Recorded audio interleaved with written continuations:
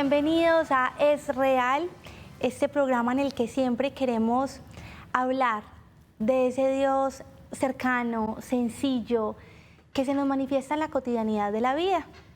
Pero hoy justamente vamos a comenzar un homenaje al Espíritu Santo. Vamos a hacer un especial para el Espíritu Santo, porque como iglesia debemos conocerlo. No es solamente como esa tercera persona de la Trinidad que nos han enseñado desde pequeños, sino tener una relación real y profunda con Él. Por eso tenemos como siempre a Pablo Velázquez, que nos ilumina con la luz de la palabra de Dios. Pablo, te quiero dar la bienvenida a este especial y aprovecho también para saludar a Andrés Lorenzo. Andrés Lorenzo conoció a Dios hace más de 25 años, tuvo una experiencia personal, es padre de familia, esposo, tiene 3 hijos pequeños hermosos y hoy nos está acompañando porque incluso tú tienes un programa en YouTube que se llama El Gran Desconocido con tu comunidad de fe, que lo que hacen precisamente es hablar sobre el Espíritu Santo, por eso es que estás acá. Yo quiero comenzar esta emisión, o nuestro programa de hoy es ¿quién es el Espíritu Santo? ¿Quién es el Espíritu Santo? Y esta pregunta es importante porque estaba leyendo en estos días la Biblia y me encontré con un pasaje de Hechos de los Apóstoles del capítulo 19, en el que el apóstol Pablo estaba por Éfeso y se encuentra con un grupo de creyentes que ya habían aceptado al Señor Jesús y les dice, vengan, cuando ustedes recibieron la fe, recibieron también el Espíritu Santo. Y estos creyentes lo que dicen Pablo y Lorenzo es, ni siquiera hemos escuchado quién es el Espíritu Santo. Pablo, cuéntanos, ¿quién es el Espíritu Santo? Y por qué incluso podemos decir que es el gran desconocido de nuestro tiempo. Muy bien. Este especial, cuando nos sentamos y organizamos toda la programación que queremos presentarle, todos los temas, hemos definido este como un eje fundamental, como podemos decir el más importante. Tú lo decías en Hechos de los Apóstoles, Manu, la iglesia nace por el Espíritu Santo. Desde el Espíritu Santo es que nosotros hablamos de iglesia. Sin el Espíritu, la iglesia no existe. La iglesia nace en el momento del Pentecostés. Y esa pregunta, ¿quién es el Espíritu Santo? Una vez la hice, estaba dando una conferencia en Toluca, México, en una iglesia dedicada al Espíritu Santo. Habían más o menos unas 400 personas. Estábamos dando una charla previo a Pentecostés y lanzo esta pregunta ante todas estas personas con una fe muy viva y es, ¿quién es el Espíritu Santo? Por allá uno levantó la mano y dijo, es la tercera persona de la Trinidad. Otro dijo, es consustancial al Padre. Y 5 de 400 me respondieron. Y si bien han dado una buena respuesta, simplemente están mencionando atributos teológicos de Dios. Atributos teológicos, pero ¿quién es? Características. Tú no te defines normalmente solo por tus atributos. ¿Quién es? Esa pregunta, ¿quién es?, involucra intimidad. Aquí es donde quiero darle paso a Andrés Lorenzo, que de paso, se ha dicho, es mi hermano. Y recuerdo que Andrés, eso fue hace más o menos 2 años, que te me acercaste y me dijiste, en la iglesia he notado en todo este tiempo que hay muchas devociones. Hay devociones prácticamente para todos los gustos y para todos los tipos de personalidad y emociones, pero el Espíritu Santo no se conoce en la iglesia. Y hablábamos muy tranquilamente de muchas experiencias que hemos tenido con personas cuando les hablamos por primera vez del Espíritu Santo y nos dice, el Espíritu Santo es el que nos ilumina para un examen o es a quien yo le imploro cuando se me pierden hasta las llaves de la casa o del carro.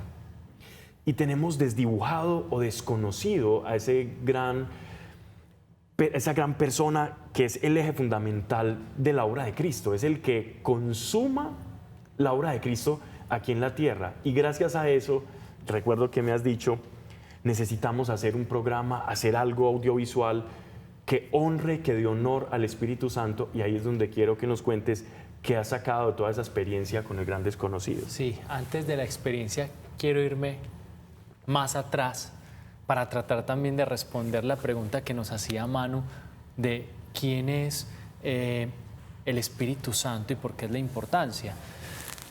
Y es que yo lo defino con algo muy sencillo, y es que el Espíritu Santo es el niño, son los niños de las mansiones celestiales. Y decías algo muy importante, Pablincho, y es que el Espíritu Santo procede del Padre y del Hijo. Eso es lo que hacemos en el credo, pero cuando decimos procede, eso es una palabra como un poco extraña de procedencia, viene de, y obviamente el credo no nos ayuda como a entender la intimidad de eso. Y cuando yo digo que procede del Padre y del Hijo, significa que en una relación hay un nacimiento de algo. Del amor de esas personas, del Padre y del Hijo, hay un nacimiento. Y vos decías algo súper bonito, y es la consumación, y de ahí nace la iglesia. Entonces, para mí el Espíritu Santo, literalmente, y para los que no lo entienden, y yo les puedo decir con tranquilidad que tuve una revelación una vez de esto, un domingo que estaba en mi casa preocupado por lo que tú decías de por qué la iglesia y nosotros como iglesia, no estoy hablando de la iglesia como institución jerárquica, sino como la iglesia, cuerpo místico de Cristo, porque yo soy iglesia, Manu es iglesia, la persona que alguna vez se bautizó y está en el vicio en la calle es iglesia, el político que muchas veces no nos gusta y que es un bautizado es iglesia, el protestante que muchas veces no queremos. La iglesia católica los ha catalogado como iglesia y como hermanos, o el judío que todavía no cree es iglesia. Entonces, cuando hablo iglesia, por favor les pido a los que están escuchando que no simplemente piensen en la estructura jerárquica. Entonces, nosotros como iglesia muchas veces no hemos entendido esto, y es que cuando una pareja se ama, tienen los niños, y ese niño del amor de papá e hijo, ¿cierto? Nace el Espíritu y es la alegría del hogar. Y es lo más grande que un padre y una madre tienen, porque es que Jesús tiene el corazón de la madre y el Abba tiene el corazón del padre. Y nace ese niño. Y cuando tú a tu hijo se lo das a una persona porque lo quieres mucho, es porque le tienes mucha confianza. Y el gran regalo de la muerte de nuestro Jesucristo en la cruz es: lo más preciado que yo tengo es mi niño. Hay una palabra y expresión fuerte en la Biblia que dice que la blasfemia contra el Espíritu Santo no será perdonada. Y yo les digo, ¿por qué el Abba dice eso? ¿Por qué el papá dice eso? ¿Por qué Jesús dice eso? Porque cuando uno dice, ¡ay, donde me toquen a mi hijo! Es lo que dice muchas veces uno. Por eso es que el Espíritu Santo es lo más lindo que hay y es lo menos conocido. Y es prácticamente lo que hace que nosotros podamos habitar las mansiones celestiales. Y el Hijo del Padre y de Jesús, la segunda persona de la Trinidad, ha sido confiado, ha sido derramado, dice Romanos, en nuestros corazones. Ese amor ha sido derramado. Entendiendo esto y esa impotencia muchas veces que yo sentía de por qué no éramos conocidos, hablando con una persona que ya no está con nosotros, yo decía, qué bonito poder tener un programa donde el Espíritu Santo fuese enaltecido, donde no fuese el gran desconocido, porque además mi primera experiencia con el Espíritu Santo fue porque me leí un librito que literalmente se llamaba El Gran Desconocido. Eso no es un librito, es un librote. Es un librote, yo le digo el libro rojo, pues aunque a mí no me parece muy grande de hecho, pero era de un teólogo que se llamaba Antonio Rollo Marín.